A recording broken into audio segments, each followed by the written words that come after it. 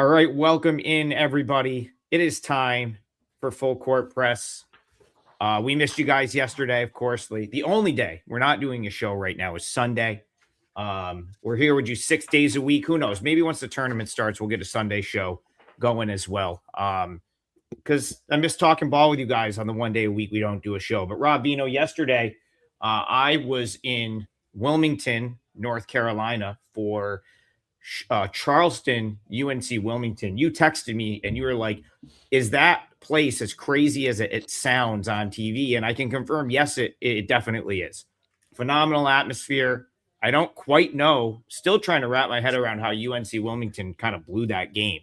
But fortunately for me, I didn't have any action in that game. So I was just able to enjoy the result. Although I think I would have liked to see them win because there was a lot of stunned looks on faces with people leaving Trask. I don't think anyone could quite understand how they let that game slip away. But I had Bradley yesterday, -4.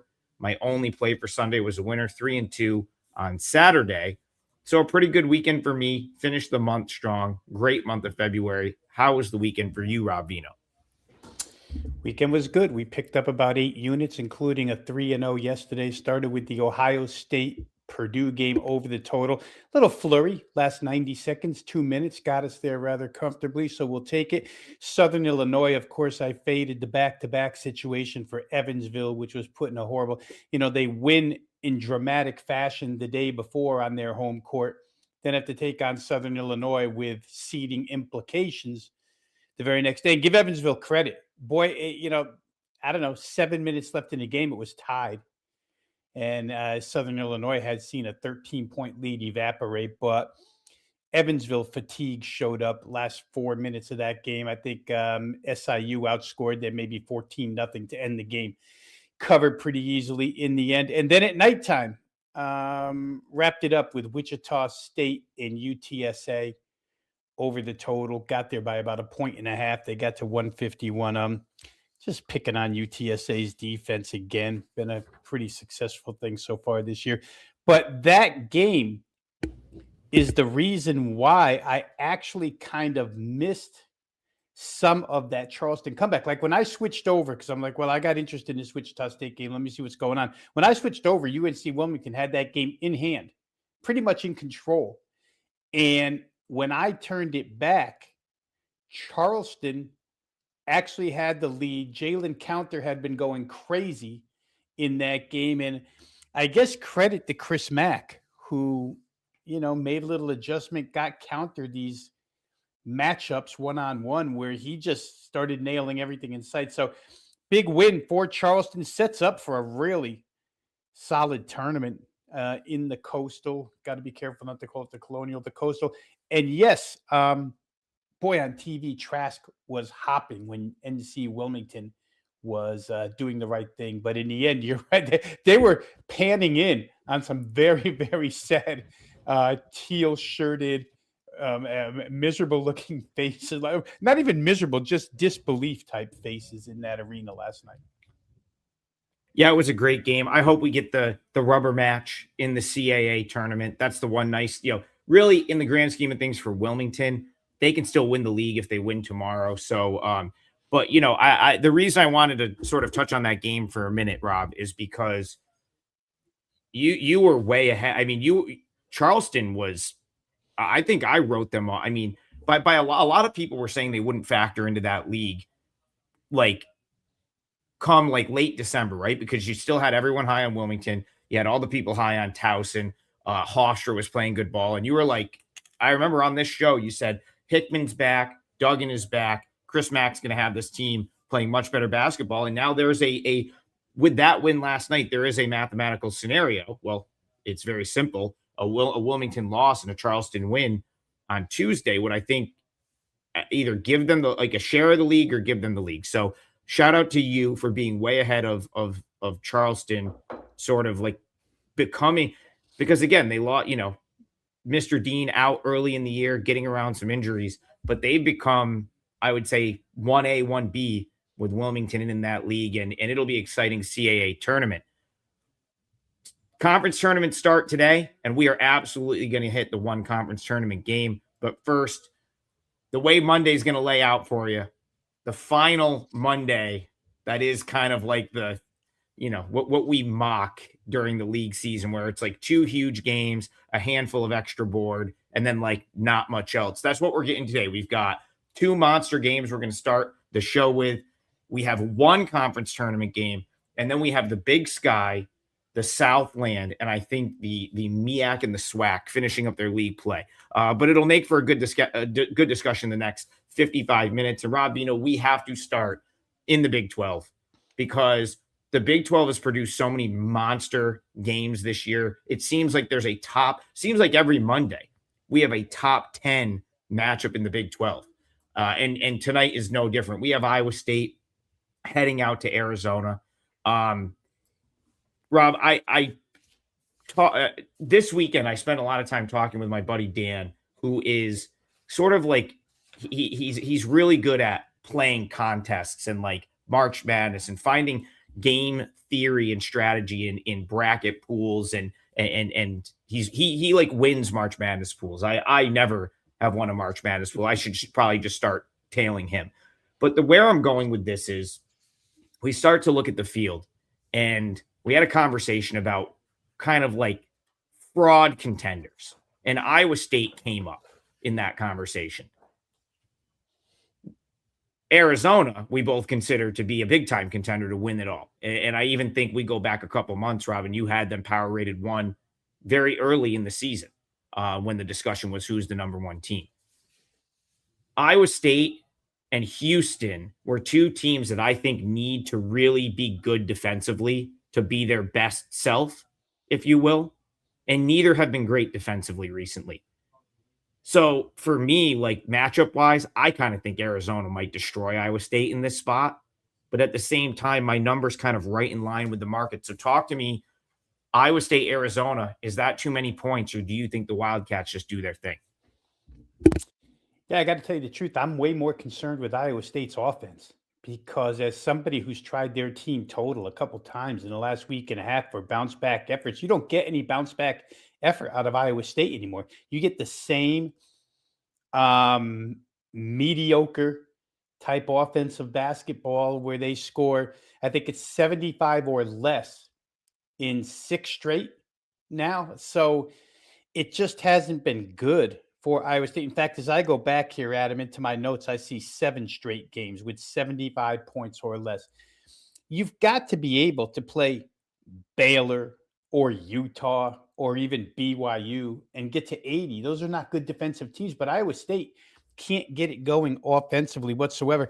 And that's huge here against Arizona because they're going to get it going offensively. Ask Kansas. Close. Sorry, not close anymore because there comes the eruption and you're finished. Iowa State, major concern tonight would probably any Arizona opponent concern is rebounding. Can Iowa State rebound with these guys? I'm not so sure. I would have to agree. The more I see of Iowa State, and remember, some of this stuff we're going to talk about today, we can go all the way back to maybe our first week on this show. At least the first 2 weeks where the non-conference tournament action on the elite end, and I think UI and Brian Power were all in agreement that Iowa State was an Elite 8 candidate at that point in time. I can't see this team getting to the Elite 8 anymore. There's just too much. We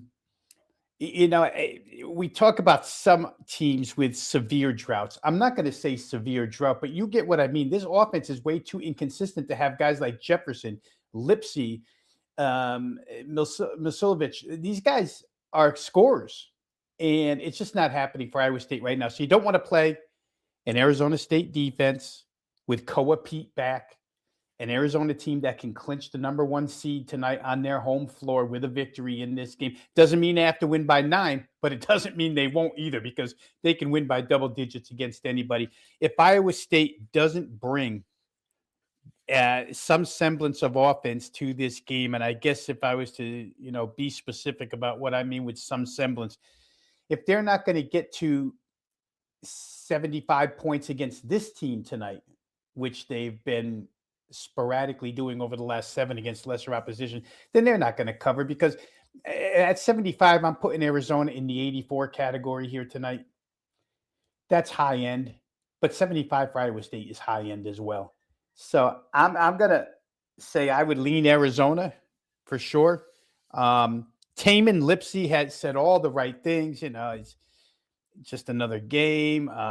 We can't sulk about it. We got bigger things on deck. I get all that, and I like the personnel on the team, but it hasn't gelled this year, so I'm not going to back him here tonight.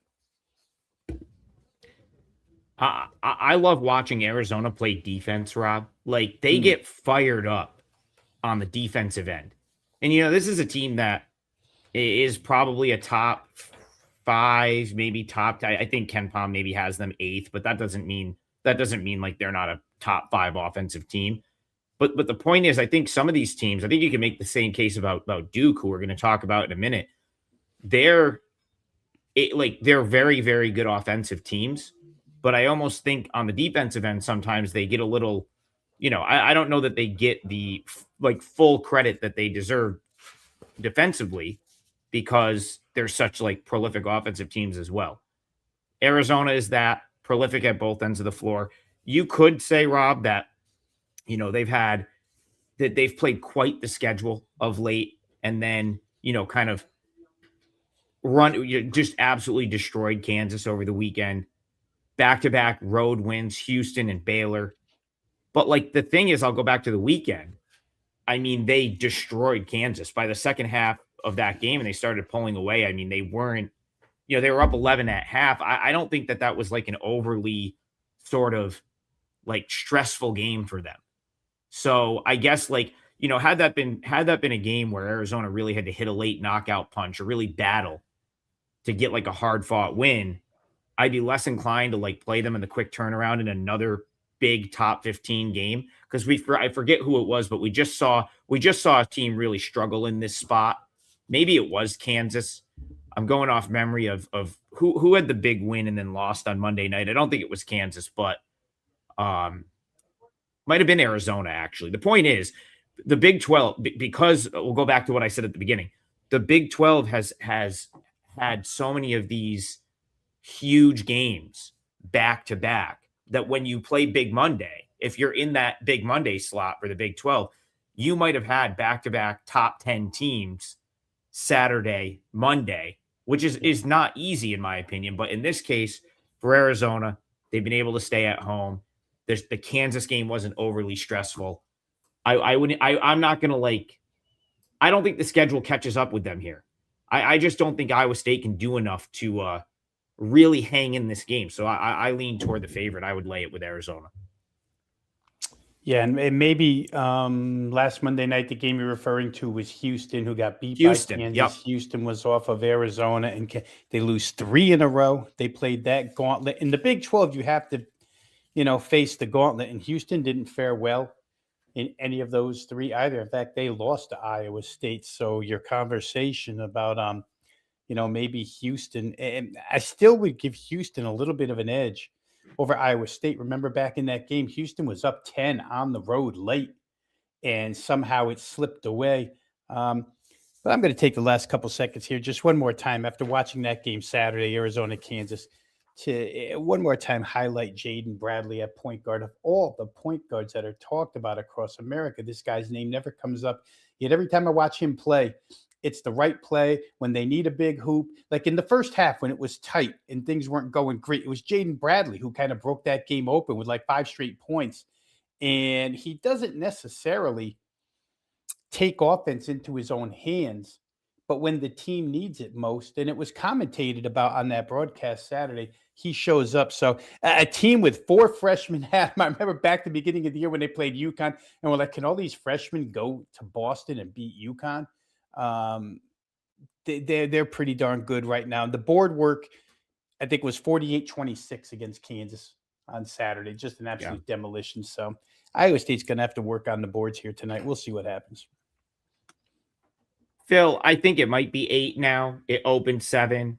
7.5 was available before the show. We may be up to 8 or 8.5. Joe, and I'll segue here. He says, perhaps just jump on a Duke Arizona parlay. Well, I don't know if there's much value in that, but I'll tell you what, I don't think it's going to lose. Be really surprised if it lost. And that'll segue us into, I guess, what you would call feature game number 2. I am through security at the airport already, so I'm not going to leave and try to go to Raleigh tonight. I'm going home, although it would be doable. I could have stayed another day, but I do have to get back to real life at some point. So sadly, I am not headed down the road to Raleigh for Duke NC State, which will be at the Lenovo Center tonight, Rob Vino. NC State, Will Wade, obviously a massive spot for them. But you want to talk about a team that just covers spreads. How about the Duke Blue Devils? Um, I got cute, as some would say, Rob, after they beat Michigan, and I said, man, this is a less than ideal spot for Duke on the road as a 17-point favorite against Notre Dame. And I think they proceeded to hand Notre Dame the biggest loss they've had in like basically a century. Just an absolute drubbing. And they even kind of took their foot off the gas a little bit. Still put up 100. Won 100-56. Over the weekend, it got touched on very quickly. I got to be honest. I thought that game set up nicely for Virginia to be competitive, at least compete. I didn't really have a great opinion either way on the side. My number was right in line. But Rob, I thought Virginia was capable of better than 77-51. I mean, the Michigan game, obviously, that's still a cover for Duke. That was a competitive game. But you go back before that, and Duke played Syracuse, dropped 100, won 100 to 64. So, yeah, they're heading on the road here. Although it's Raleigh, you're going to have a billion Duke fans because NC State, they still don't really fill that. It's a big arena for them. So they still don't really fill it unless it's Duke or UNC. So I think you're going to have a lot of Duke fans as always. But, of course, over the weekend, Rob, I'm sitting there thinking, was I that wrong to sort of lean toward Notre Dame? And then Notre Dame goes out and beats NC State in a game that I don't think many gave at Notre Dame a chance. They come back, they knock off NC State. It was, I believe, an overtime game. I don't have that in front of me here, but the point is, I think there's some folks that like NC State potentially to have a chance to pull the upset tonight. I am not one of them. I think they're going to have issues with really at this point, if Duke comes and plays a full 40 minutes, they're probably winning and covering most games. I think they're the best team in the country. I'll go back to the point I made where I think they don't get enough credit for how good they are defensively and how much they've been locking in defensively. That was the thing in that Notre Dame game. They couldn't even get a shot off. So do you think the Wolfpack, Will Wade, has a chance at home tonight, or is this going to be another Duke blowout? I'll start with Will Wade really quick, who called Saturday's loss to Notre Dame a pretty big indictment on me and having our guys ready, Wade said, referring to the outcome against Notre Dame. It's really, really disappointing. They've lost 4 or 5. He claims they gave 2 of the 5 away or 2 of the 4 away. I'm not going to argue with him on that. But I think the point is, the contrast here is stark at this point in time. We're 30 games in almost. And NC State is what they are, I guess is how I should say that. And that is what they are. They're a good offensive team, which the head coach has referred to as a little bit less than physical throughout the year. And you don't get away with playing Duke without physicality. Now, they could come out with some fight here tonight. There's 2 games left in the conference season. NC State is in the running for moving up a couple of spots in the seeding. It's not out of the realm of possibility. They could end up a top 4 team if they sweep their final 2. They're only 1 game behind UNC, who's got the 4 spot right now. But I asked myself the question, with Duke, I was never completely sold at him. I turned the corner pretty severely on Duke toward being sold the night they beat Louisville. Remember a couple weeks back when Michael Brown came back? I think I played Louisville team total on this show as a parlay leg. And I mean, they got shut down. 50-something points in that game. Don't have the exact number in front of me, but I know they didn't reach 60. It was an embarrassment. Not really an embarrassment. I guess it was just a statement by Duke that you're not coming in here and raining threes on us. Yeah. And what does NC State do? They're the best 3-point shooting team in the conference percentage-wise. And so you're not going to, even at home, you're not going to rain threes on Duke. At this point in time, what don't they do well? And you can't knock their interior offense. Of course, Boozer gets all the national attention, but the perimeter offense, Evans and company, is fantastic.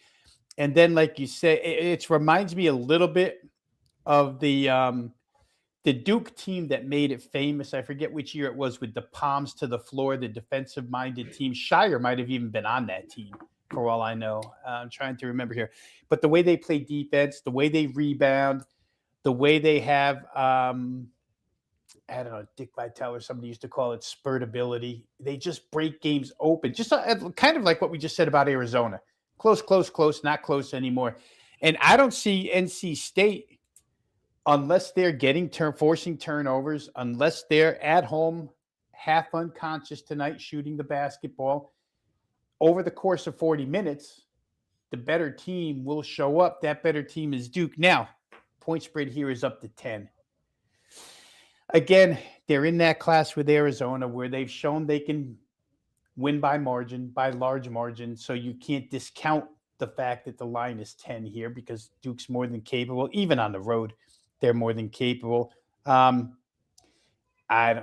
is really up to Duke, Adam. I don't think it's up to NC State at all, but I feel like situationally, mindset, focus-wise, you talked about it a little bit a few minutes ago, that Duke is a team that shows up prepared every single game. The two losses, I mean, how did UNC beat this team?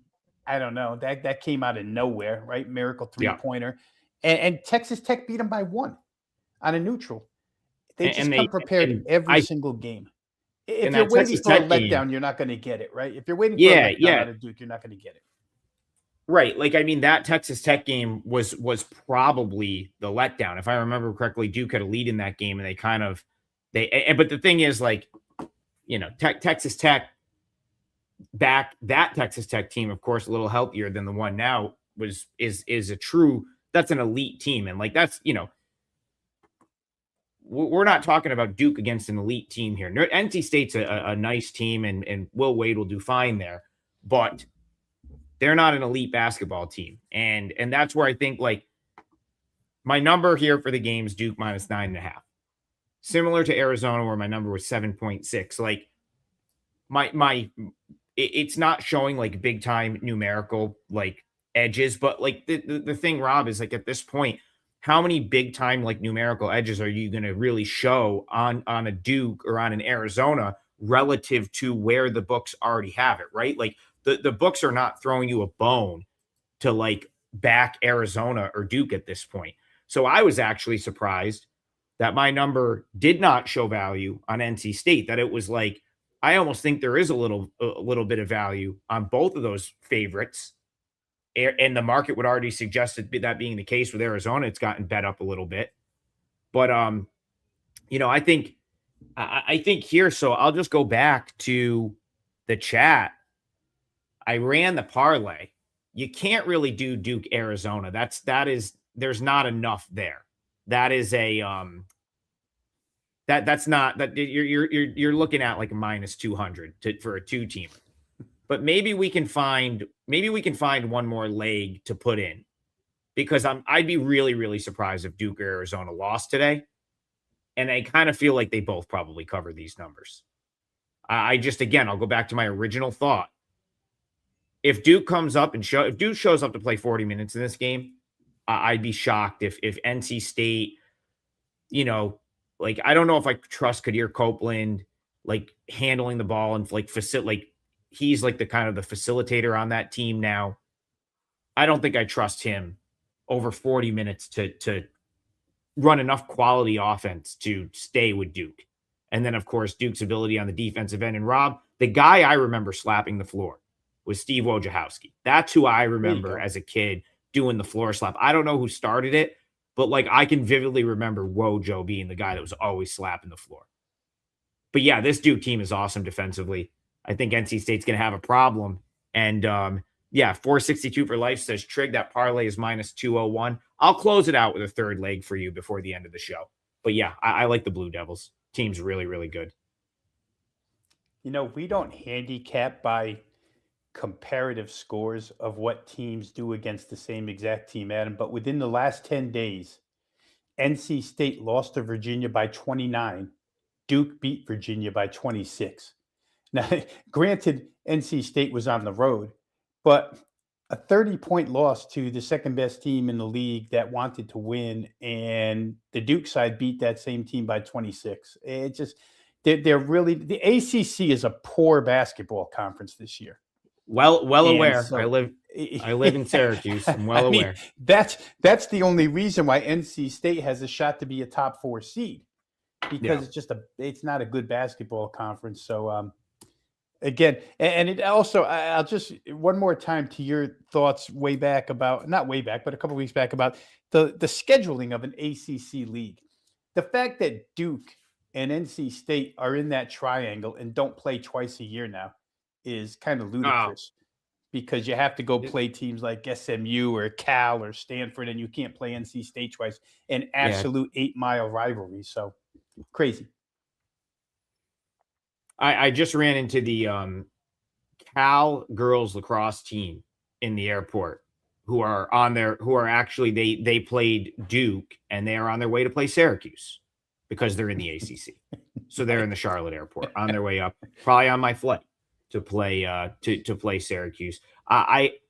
There's no actionable info in me going on an ACC rant, so I'm not going to do it right now. But I have one if, it's just awful, especially for basketball, because some of these schools like Syracuse should not be putting money into football. It should go into basketball, but that's a conversation for a different time. What we will talk about quickly is Manzi. He says, "Greetings, fellas. Thanks for our breakdowns and helping us stay profitable." It's what we're trying to do with this show. If you're so inclined, Rob and I have a great package up on the page. It's all of our plays through the end of the season. We also have the 3-day. We are here to try to help you make money in March. Rob's been having a great season. I have back-to-back winning months. I just had a 8 unit February or something like that, right? Like a shade under 50 units for February. So hopefully all this, we've been grinding since early November, doing a show every day. We haven't missed a single show. I don't know many other places that are doing that this in depth for college basketball. Rob, hopefully it all pays off. Hopefully all these arenas I've been teach us some stuff about some of these smaller teams, and this is when we can pay it off. But thank you, Manzi. Very much appreciated for the donation. And our guy Garth is in here with a donation. And also, I got to give Garth his credit here. Garth texted me yesterday, DM me about that DePaul play. So even though we didn't have a show, I know that he was on DePaul because he asked me about that game. And he's now on a 10-2 run on plays he's brought up on the show. At UMKC was, I believe, our Saturday show.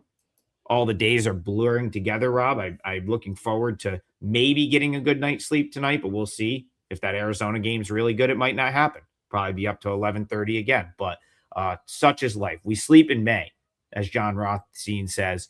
But let's go back to Garth. Garth comes in with a donation, and Garth wants to go out to the Big Sky. Big Sky is going to finish up their conference play today. So these are still regular season games. And I'm going to let you start this one because you're kind of our Big Sky guy on this show. He says today's play is Eastern Washington -3.5 over the Vandals of Ohio. Agree or disagree? Thank you for bringing up the Big Sky, Garth, because we look forward to Starch Madness as much as anybody who follows college basketball. I'm with you.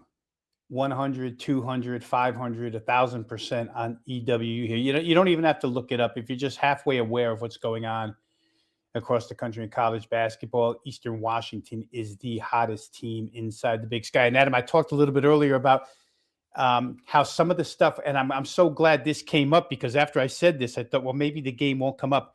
When I said earlier that we're going to talk about a lot of stuff that we talked about the first week, the second week of the season. Think back to when we're talking about Eastern Washington. They were on an early roll. They played that UCLA game. Remember it vividly when they played UCLA, nip and tuck. Maybe the first 3 games out of the chute, they looked really good and opened my eyes to them. And then they got slammed by somebody. And the season went, I don't know. I'm not going to say off the rails, but their season became a little bit where it got out of sight, out of mind. But the last 8-9 games that they've played inside this conference, the resurfacing of Eastern Washington is real. And if you go back, Garth, I forget. First, let me credit Manzi, who was just commented before, on actually joining us on Saturday with Kelly and Garth too. Both of you guys, we appreciate you not only being Monday through Friday, but showing up on Saturday for us. Garth, I think on Saturday I used Northern Colorado against Idaho, as my leg of the parlay. Team total over 76.5. They got to 76. Again, one of those where I've been left at the altar, half a point. But on that show, in that particular game, I made the point about Idaho point guard Colton Mitchell, who had missed the previous game, was gonna miss that game as well. He is everything to this team. I went through the statistical stuff that day. Leader in minutes played, third in scoring, leader in assists, leader in steals, 3-point shooting, free throw, et cetera, et cetera. You get the idea. He is the head of the snake on that team. And it showed up on Saturday because Northern Colorado destroyed them. Idaho's offense went south, and Idaho's offense had been going pretty good. I even commented about how they scored 78 the prior game. I think it was against UNA or NAU, Northern Arizona. They got to 78 without Colton Mitchell, but Northern Arizona is the worst team in the league in every category imaginable. So some of that can be justified here against Eastern Washington. And Garth, add to it, there's a revenge angle to this game. Now, some of these games, in fact, the majority of these Big Sky games that are going to be played today were played way back when college bowl games were being played. January 3, January 1. This one happens to be a January 3rd instance. But EWU loses by 3 to Idaho. And now they get the return match on their home floor, where it means just about everything in the standings. You know, Eastern Washington, if things fall their way, and I didn't get a chance to sift through all because this one goes down the tiebreaker list pretty far. Should Portland State lose tonight and Montana State and Eastern Washington win, you get into these tiebreaker scenarios where it's next best team. Oh, but they both split against that team, and it just goes down the ladder to where it's an abyss. I'll have to work on that a little bit this afternoon. But point being, Eastern Washington has a chance to maybe win this league, a chance to maybe move up to the number 2 seed with a win. Little revenge, red hot team right now. Other side doesn't have a point guard, or at least they don't have their starting point guard.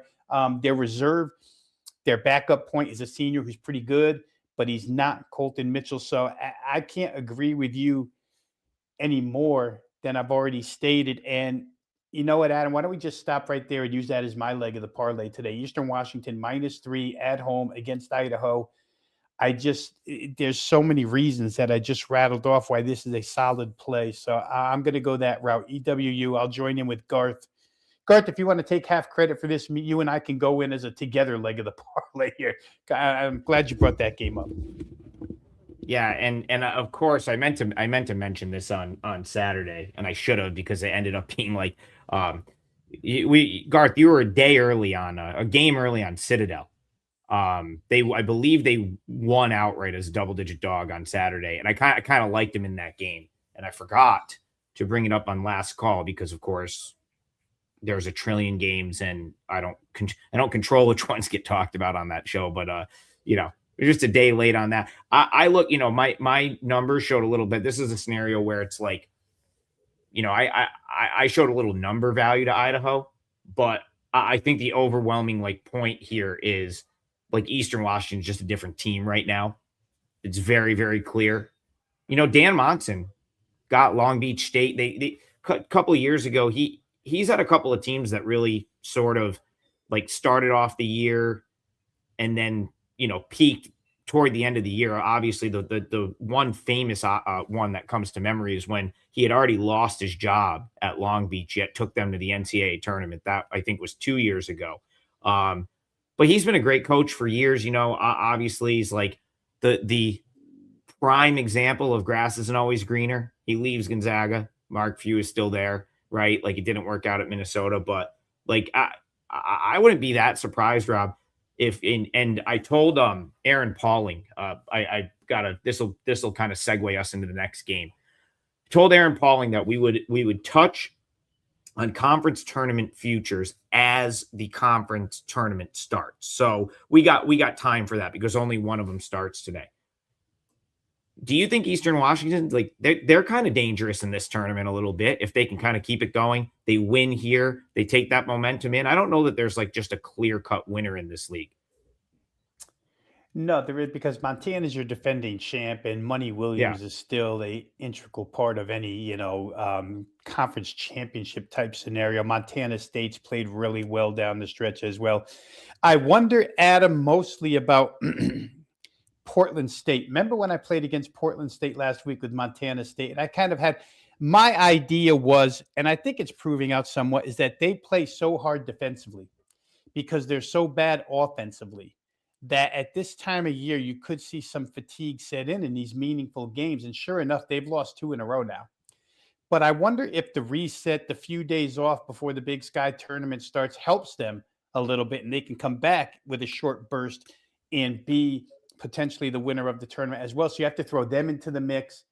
And then, of course, the randomness that is Northern Colorado's offense, which could on any given night upset a higher seed.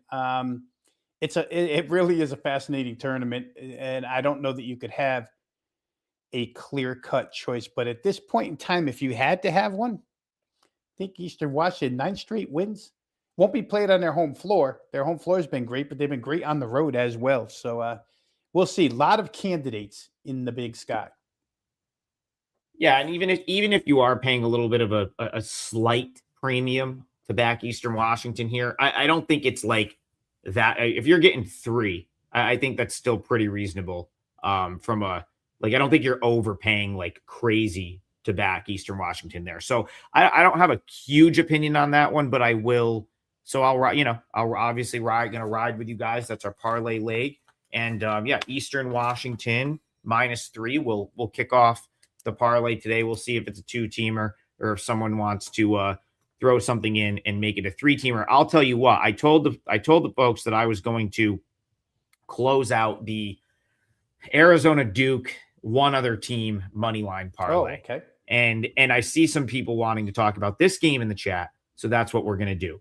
I don't know how close to even money this gets, but I think I would put McNeese State in there as the third leg of a money line parlay. Rob, over the weekend, it came up again. McNeese State laying points on the road. And again, even though we had this long conversation about how the value is probably gone, that conversation has now come up in back-to-back games. Okay, maybe the value isn't there anymore, but still, you gotta still consider maybe playing against them even at the number. It's covered twice. UT Rio Grande Valley. We talked about that a week ago today on this show. That was my parlay leg 1 week ago today. That covered. And then over the weekend, McNeese State goes, so they were home in that game. Then they go to New Orleans. I think I came up on Kelly with Kelly, and I said, man, I'd love to be on New Orleans in this spot, but 3 weeks ago I would have gotten 10, would have gotten 11 in that game. And New Orleans plays them to a 66-63 final. Here, though, Rob, I feel like the spread is kind of correct. I think they got this one right. So I have no interest in playing against McNeese. And the thing, I guess the point is I'll make on a lot of these games, they're not really they've lost a couple of them, but they typically find a way to win.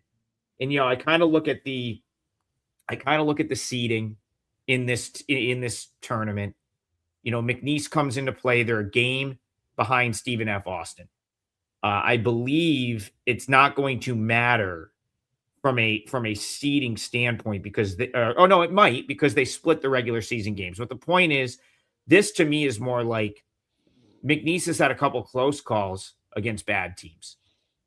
I don't think Nicholls by any means is a bad team, but this is kind of a spot where I think you could get a business-like effort from McNeese against a team that I think that if they play that way, Rob, they probably destroy them. If you go back to the first meeting, 94-68, that was, of course, a home game for McNeese. But after those last 2 games, and specifically the way that played out over the weekend, with a 10-point halftime lead, only to sort of lose focus in the second half and allow New Orleans to be right there at the end of that game.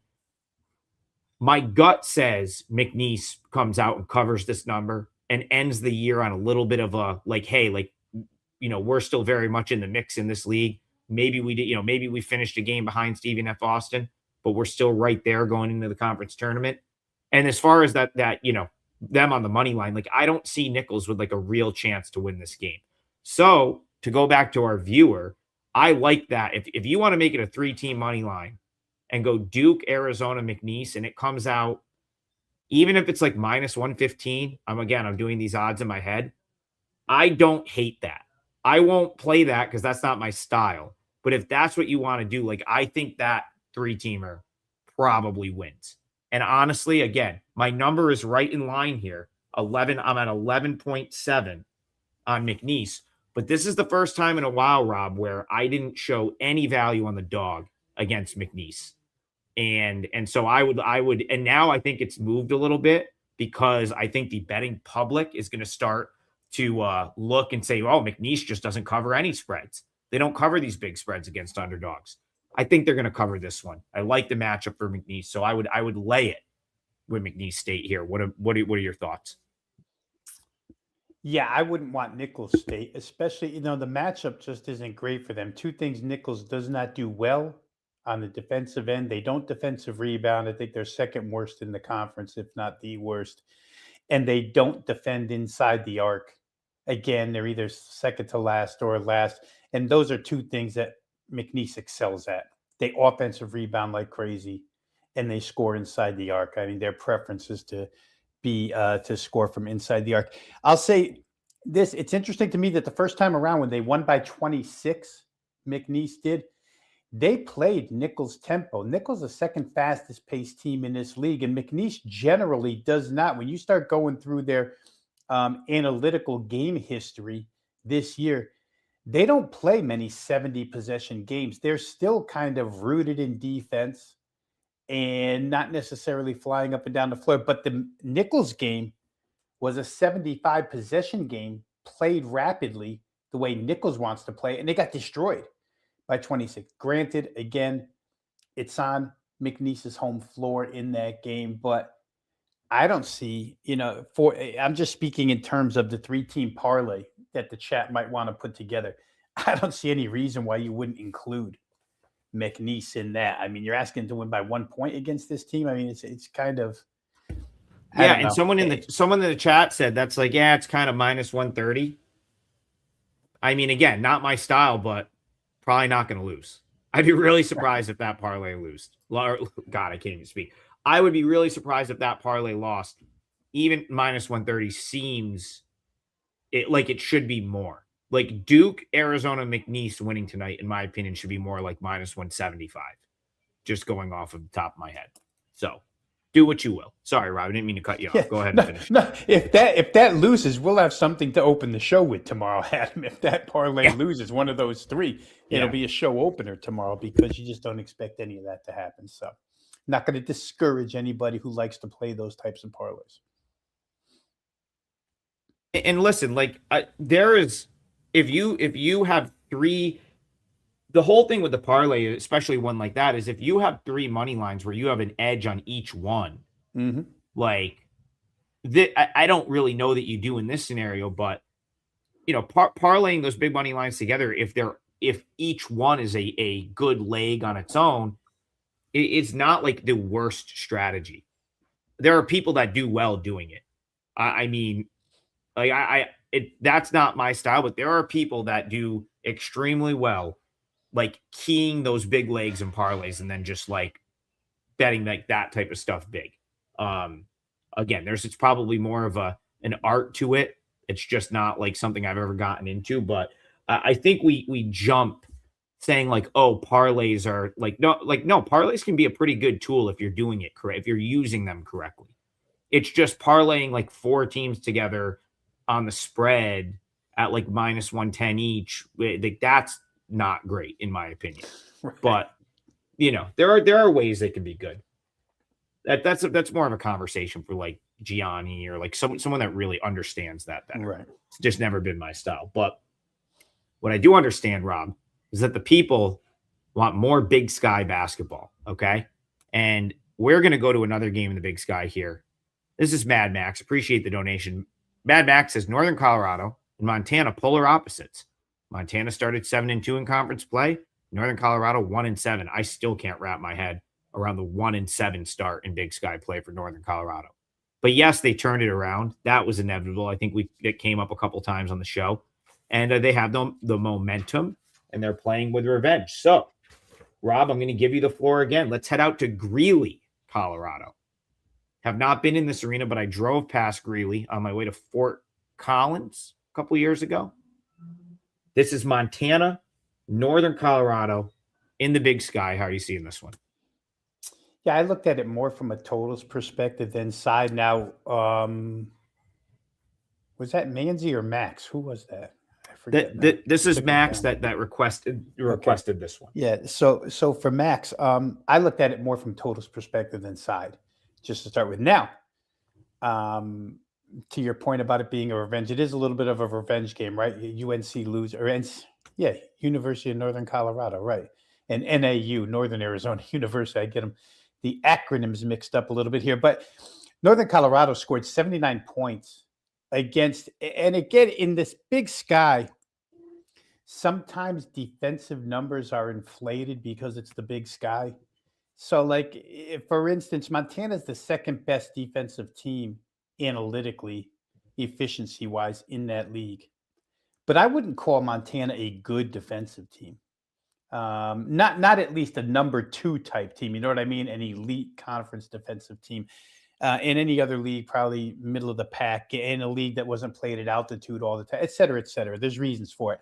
But to my point, Northern Colorado scored 79 against them the first time around. Northern Colorado's been an offensive machine. They have not played a lick of defense for the most part this season. So my first initial look was, and when I saw this number, I was thinking if it stays beneath 157, I'll consider it heavily, and it is at 154. And my other thought is to just come back. You talk a little bit, Adam, about being stubborn. I'm probably as stubborn, or I'll bang my head against the brick wall until I get it right. And sometimes I don't, which hurts my accounts a little bit. But I would love to come back with Northern Colorado team total again here today in this game. Now, I said, on Saturday, I played them over 76.5 for various reasons. It was on the road. They didn't get there tonight. It's 80, and I guess you can get a couple of 79.5s out there still. But I don't want to exclude Montana from this. I've mentioned his name once already. I mentioned his name a lot, but Money Williams, the lead guard for Montana, is a big-time scorer, and they have a lot of offensive capabilities here. I think it's on Northern Colorado's floor. It's going to be played their way.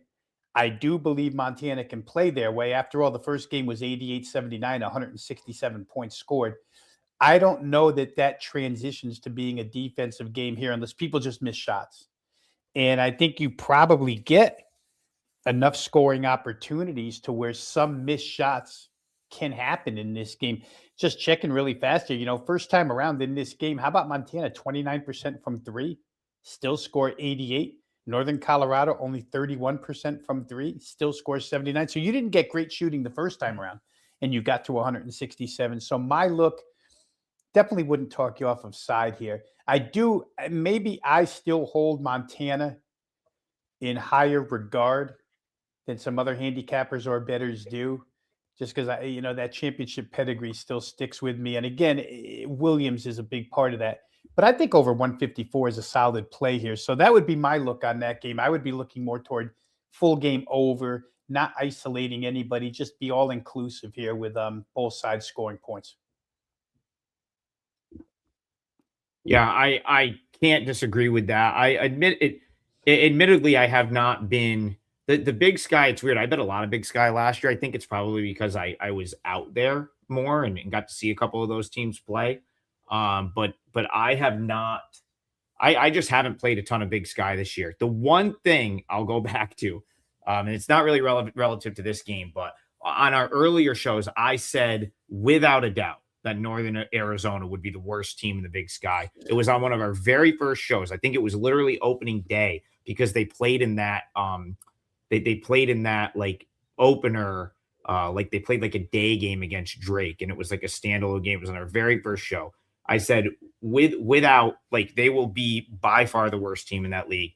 And so that's the one Big Sky sort of take that I've gotten correct. But I have nothing to really add there. I don't disagree with you, and you've kind of been all over these Big Sky teams. So I'm just gonna let that one go and agree with you on that one. So we have time to get to one more game.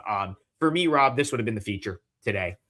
When we get to conference tournament play, two teams playing for their tournament. I don't care who they are. The conference tournament game should always be the biggest game because those two teams, one of those teams, the season ends if they don't win. So I rest assured you will get preference from me, the host here, toward conference tournament games as the shows continue throughout the week. And we have one conference tournament game today. It's the Horizon. What I've noticed, Rob, is we're not going to get as many of these like early week games as much anymore because a lot of teams are just not taking those like bottom teams anymore. So when I looked today, I said, oh, usually the A Sun starts today. Usually the Horizon's got a couple campus sites games and whatnot, but it's not going to be the case anymore because so many leagues are just saying, you know what, we're just going to take the top 8. We're just going to take the top 10 and leave like 11 and 12 and 13 home. Now, for Aaron Pauling, he asked, he said, can you please touch on conference tournament futures? For the Horizon League, I see a very man, this could go a lot of different ways. And I don't know that I have one that I really like more than others in this league. So Aaron, I'm going to I may punt on that one because I'm looking at teams like Wright State, Green Bay, Oakland. Like for me, like Oakland, I feel like would be maybe my pick, but I don't know if I like the value. I obviously like Gottlieb. He actually has some decent value at plus 850. So again, this one's tough for me. I don't know I really want to take a stand with any of those teams pre-flop. So I'm going to move on to this game. This is a campus site game. We are at the Wolstein Center, the house that Brian Power built right in his backyard. He will be and you've got two teams, Rob, that haven't won in forever. Believe the last time IU Indy won was against this Cleveland State team. And I'm going to set this one up for you in the way that you would probably look at this game in the first place. IU Indy's played slower of late. I don't know if it's because they decided that style that they came out of the gate with was unsustainable or wasn't going to really work, or maybe they're just exhausted from playing games that had 200 points scored in the game. But they've played a lot slower. And to me, like I've kind of been inclined to maybe look under in their games recently. And then you look back at that game against Cleveland State and slowing it down helped them out in that game. They won the game in what was a slower paced game than I think we were accustomed to for the first 3 months of the season out of IU Indy. So my lean here, because I don't like either of these teams, I don't want to back either of these teams to have to win this game. My take would be the under, because I do think if it gets to the point where it's close late, you are going to get teams maybe digging in a little bit more than they would defensively, knowing that it's win or go home. So I kind of lean toward an under, not something I'm going to play, but I'm curious to see if you agree or disagree, and feel free to disagree because I'm not the totals guy. Yeah, and if you just go back, I mean, we can go back now about 15, 16, 18 games, Adam, where every time IU Indy is on the board, the immediate hit is to the under. Like guys a while back started just relentlessly playing under. And I think it's because, we've talked about this from side perspective, but not really much from totals perspective. I think a lot of it was that odds makers couldn't make IU Indy totals high enough to start the year. Remember the runs that we used to get on IU Indy totals, open 166.5. Now it's 181. It was ridiculous, some of the things that were happening with their games and their totals, but it came full circle. I think because, again, like in the case of Michigan, from a side perspective, the power rating number probably just got too high. In this case, the total rating probably just got too high, and guys started finding value, especially when conference season hit. It doesn't mean that they're still not a high-scoring team. This number's been bet down 5 points, 74.5 down to 69.5. It is interesting because, like you said, in conference tournament time, and for those that are actually, that may be watching us this season and are kind of maybe not seasoned college basketball bettors, I've always broken the season into 4 parts. And this is like the third part of handicap. You have to handicap conference tournaments so differently than you would handicap regular season games. So when when the prevailing thought is, and the theory, whatever, something that we stand by in handicapping for years, is that defensive nature kind of takes over a little bit in these conference tournaments because you're playing for your life in a 1-game scenario. You still have to be a good defensive team to be able to do that. And neither one of these teams are good defense. Like digging down and playing defense for IU, Indy, and Cleveland State probably doesn't exist. It becomes more of, we tried hard and got a hand in their face and they missed a shot whenever. But I'd expect this to be fast-paced. I don't understand. It's funny, you talked about it from a totals perspective, and I would look at it from a side perspective. I don't understand the move towards IU Indy. Cleveland State lost every game down the stretch, yes, but they're really no different, and they're at home, and they have to win by a bucket at home. And there was a little bit of a stretch recently where Cleveland State went on this winning streak that was kind of an and Rob beat all of the best teams in this league, which is what's so crazy about that winning streak. Yeah, it was nothing. So they're capable. IU Indy hasn't shown that capability. So for me, if I were to look, I'd probably check the Cleveland State side at 1.5 points. And for Aaron Pauling, I don't have the tournament odds in front of me now, so I haven't even seen them yet. I could agree with you thoroughly that Oakland with Greg Campy, you never rule him out. So if the price is there, then they would be worth half a shot. But I haven't seen the numbers to give this one a good look. I'll look at that a little bit later. I'll tell you what, Aaron, I will get you later in the week, because here's the thing. For me, this slate today, for me personally, like probably the least, probably the worst slate for me that'll occur the rest of the season, because starting tomorrow, Wednesday, Thursday, once we get some of my smaller leagues like starting their conference tournaments, I'll have much stronger takes. The horizon for me, it's not that I haven't watched enough Horizon ball. It's that I just think there's 5 teams that are so similar that I don't really want to take a stand like on Oakland at like 5-1, even though that's maybe how I lean. I just don't think there's just too much of a crapshoot. The Horizon, Rob, like they all play zone, and whoever, the variance of like what could happen in these games is just too much. I mean, Cleveland State could win this game, turn around and win their next game. But then again, they could also lose this game because they've done nothing but lose for the last 3 weeks. So that's a tough one, but I was not going to allow us to not address the only conference tournament game. I've got to address this quick. Massive thank you to I don't know if we met. He says, small world. I watched you live last week. Realize the name. Never forget a face. Keep doing you well. Listen, thank you so much for the donation. As we've said, we donate to, I think it's either going to be a different charity. I know we did Opportunity Village last month, but the point is, whenever it hits a certain amount, they make a donation. So Lucas. I think that's Lucas Campbell. I believe. Did I get your last name right? I think I went to high school with him. And the only reason I couldn't really tell that initially is because I'm not on my usual setup. And I'm squinting, looking into the little chat boxes. I don't have my big screen because I am in the airport on my way home. Lucas and I went to high school together. I know exactly who that is now. And I don't think I've seen him in 20 years, Rob. So this is awesome. How about that? So appreciate you, Lucas. We'll have to catch up at some point. But yeah, we went to Chalemont together. Here's what I'm doing for the parlay today, Rob, because we haven't had the best luck on the parlay. I am putting my 3-team money line parlay in with your Eastern Washington pick. We're going to make it a 4-teamer.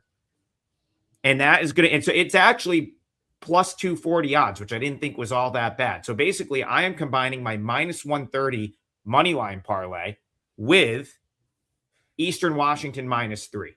So basically what that is, it's a 4-teamer. We're going to go Duke money line, Arizona money line, McNeese State money line. That was essentially the 3-team money line that we built. And we are going to pair that and make it a 4-teamer with Eastern Washington -3. Those odds are about plus 240. I mean, listen, we haven't had the best luck with the parlay of the day since you and I, me, you, and you, the three of us, me, you, and Brian Power, hit the three-teamer to put us in the plus. I don't think we've won one since. So we are going to switch it up. Joe Lane is fired up because that was basically his play. He liked the Duke, Arizona. So Joe Lane's given us Duke and Arizona money line. I'm going to throw McNeese money line in there. And then we're going to go with your Eastern Washington -3, plus 240. That's the parlay of the day. And we will be back tomorrow, 10 a.m. Eastern, for another edition of Full Court Press. I got Kelly Stewart texting me right now. She knows I'm on the show, but she's like, we might go to 7 days a week. So stay tuned, because that would just mean, that we got big games on Sunday going forward. I know we're doing the Selection Sunday show. So, I mean, listen, I don't know how we're not coming on and talking games if there's NCAA tournament games on a Sunday. So stay tuned for that. In the meantime, have a great day. We'll see you guys in the morning.